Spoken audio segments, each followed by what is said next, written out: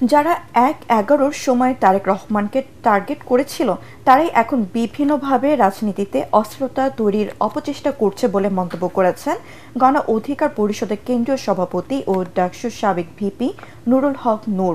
পটুয়াখালী শহরে চৌরাস্তা আয়োজিত পথসভায় প্রধান অতিথির বক্তব্যে তিনি এসব কথা বলেন। নূর বলেন, হামলাটি ছিল একটি টেস্ট কেস, যার মাধ্যমে দেশের রাজনৈতিক ঐক্য যাচাইয়ের চেষ্টা করা হয়েছিল।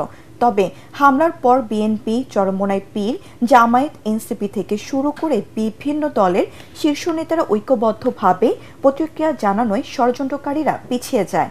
এ সময় তিনি দাবি করেন, ডক্টর ইউনূসের উদ্যোগে গঠিত বিচার বিভাগীয় তদন্ত কমিশনে সেনাবাহিনী ও সরকারের উচ্চপদস্থ কর্মকর্তারা রয়েছেন, যারা অভ্যন্তরীণ তদন্তের কাজ করছেন।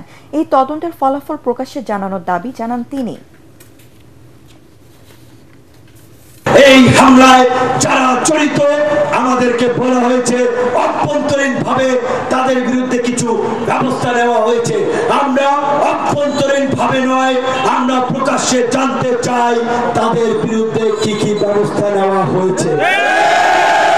রাজনৈতিক দলগুলো জানতে চায়, কারণ 1/11-এর সময় তারেক রহমানের সাথেও তৎকালীন আর্মির একটি অংশ কি করেছিল সেটা দেশবাসী দেখেছে।